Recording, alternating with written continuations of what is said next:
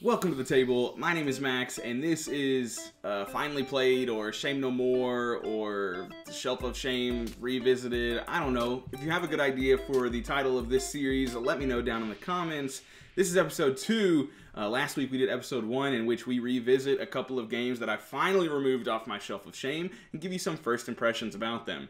Today, I have 2 games. Ideally, I'm going to have 2 to 3 every week. I was shooting for 3 this weekend, but it just didn't end up happening. This is kind of a series to keep me accountable, keep me playing new games that have been on my Shelf of Shame. If you haven't seen my large Shelf of Shame video, I was very ashamed, and there were a lot of games. And you can tell me which ones I should play next. Right now, I've got 2 that I hit to the table this week with my wife and parents. The first of which... my wife surprised me by setting it up for us after I was getting the girls to bed, and this is Targi. Targi is a 1 to 2 player. No 1 player version. Sorry about it. Targi is a 2-player game brought to you by Cosmos. This is a very full game, right? So a lot of times when you have a 2-player game, they're going to be 15, 20 minutes, 30 minutes a lot of times. Not that there aren't other full game experiences just meant for 2 players, but this is probably one of the first of which that I've played, and I really like that aspect. You sit down and play a game, and in 20 minutes, you're not even remotely close to done. And in an hour, you're finally finished, and you had a full experience of gaming, and it really, I enjoyed it a lot. I think Danielle did as well. And I think this is a game that, although extremely strategical, can often be used for people that may not enjoy that type of thing, right? So my wife likes strategical games, I'm not saying that, but we sat down to play Targi, and this is a very interactive game where you're blocking each other, and you know what someone wants, and you can stop them if you're aware and want to do so. And Danielle spent the whole 60, almost 90 minutes after a teach blocking me, essentially. She found any way possible that I was going after this good or this card, tribe card, and basically just said, no, you're not going to get that. And she was crushing me, at least we thought. The game ended, and after, so I brought back a little bit. I had filled out my tribe card tableau, and actually won by 10 or 12 points. But she still enjoyed it. She spent the entire time blocking me and ruining every plan, and probably focused on it a little too much, but still had a good time because that was something that she had fun with. If you're not someone who likes interactivity and blocking people's plans, this is certainly not the game for you. It is very much a, I'm going to stop you from doing this, and you've got to pivot to something else kind of game, and I like that a lot. In Targi, you've got a border of cards that are always the same. First time you play, 20th time you play, they're always the same. On the inside, you've got 9 cards of different goods and tribe cards, which are cards that get added to your tableau, that will always be rotating in and out. When you take a good card off the table, you replace it with a tribe card, and vice versa.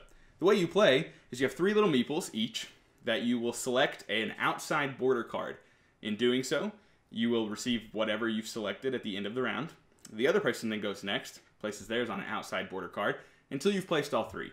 Once all 3 are placed, you look where they've connected. Now, you can never place directly opposite someone. So, if I place something here, and Danielle looks at the 4 available cards in the column and says, oh, he wants that one, she can place it on this axis to block me from being able to place mine opposite of hers and receive that item.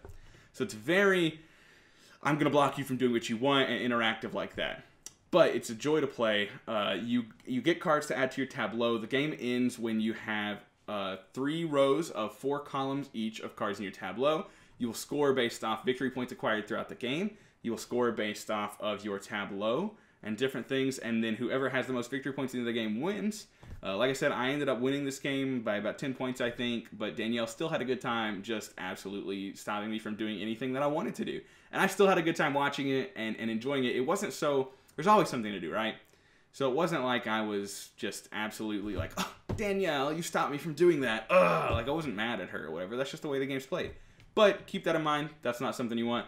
Probably not for you. I think we both really enjoyed it. I am definitely going to hold on to this one. It will not be leaving my shelf anytime soon. Well, I hope it leaves my shelf often to be played. But I will not be selling it anytime soon. This is Targi by Cosmos. Next on the list, I played with my wife and parents, and this is King of Tokyo Dark Edition.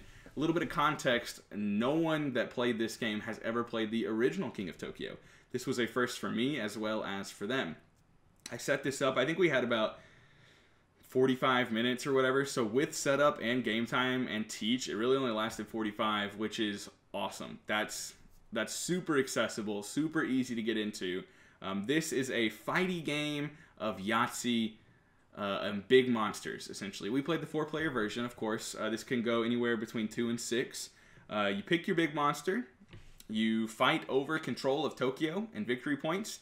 The whole time you're trying not to die, and you're trying to upgrade and buy different power cards that are either one-time use or are perpetual, and you keep them, and you can get your wickedness track up to get another special power.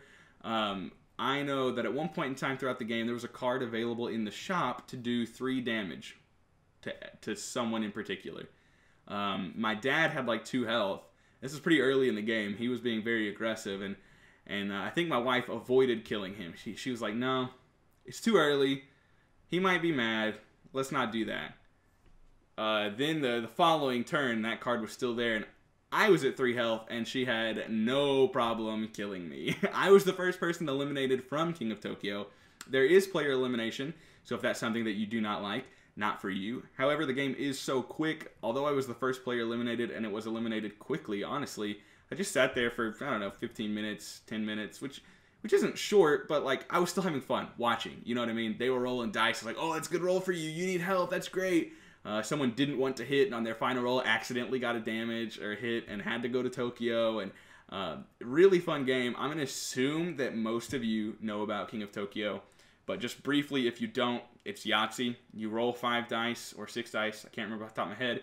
You get 3 rolls. You keep what you want. You roll again. You keep what you want. You roll again. You can stop at any point in time, of course. And then you take all the actions. So if you have a health, you gain a health. If you have damage and aren't in Tokyo. If you have damage, if you're in Tokyo, you damage everyone outside of Tokyo. If you're outside of Tokyo, you damage the only person inside of Tokyo. And then there's lots of different cards to upgrade. Some really cool ones. My dad had a card that when he got hit, he did a damage back. He had another card. He was upgrading himself. He did not win either.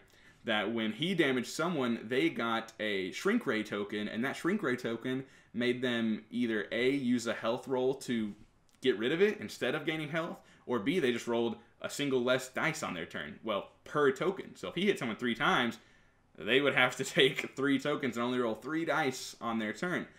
Super fun game. Lots of different cards. We barely saw, I imagine we saw a 30th of the cards available in the game. I know we only saw 1 wickedness token that my mom got. She ended up winning the game. I was eliminated first, then my wife, and then my mom ended up eliminating my dad. So it was a family feud ordeal. A lot of fun, very short, but very enjoyable. I think this is going to be one that I pull out regularly with just small groups. I've heard it's not really good under 4. I'd like to try it just to see. Let me know if you have any feedback on that. And I've heard it's best at 5 or more. I still thoroughly enjoyed it at 4 and want to play again. The dice are huge. Big, chunky dice that are fun to roll. And all the tokens, really high quality. I'm not sure how this compares to the King of Tokyo normal edition, but the Dark Edition is an extremely high quality production. Everything looks good. Just standees, but still good art. Good, like this, even the box has this velvety feel to it. Really, really, really enjoyed this game and want to play it again. So, that is Targi and King of Tokyo. 2 games that are coming off my shelf of shame, and I enjoyed them both. They're both sticking around. Haven't had it disappoint me yet. I haven't had any disappoint me. Just to give you a heads up on what I'm hoping to play this week, whether that will happen or not, I do not know. I've got I Love Cats and Nope. I've got Isle of Cats and New York Zoo. I'm hoping to play those at the same week because they're polyomino drafting games, right? I guess. So I'm hoping that I can maybe do a good comparison on those. Maybe one will leave. I don't know. But I'm hoping to play those. And then I've also got, I don't know if it really counts as a Shelf of Shame, but because I bought them without selling anything, I'm going to add it to the Shelf of Shame. I've got Biblios, Innovation, and Cthulhu Wars Duel, and Exit the Abandoned Cabin. Are all 6 of those are sitting upstairs right now, hoping to be played sometime throughout the next week. And then I can talk to you at least about 2 of them or so. That's my goal. Again, this is whatever you want to title this series. Let me know if you have any good ideas, because I'm just going to say Shelf No More or I Finally Played. I don't really know. But King of Tokyo and Targi, both going on the shelf, both sticking around. Really enjoyed them both. Let me know what you think about these two games, and if you have any recommendations for what I should play this coming week out of those that I've mentioned. Thank you so much for watching. As always, please like and subscribe if you enjoyed the video.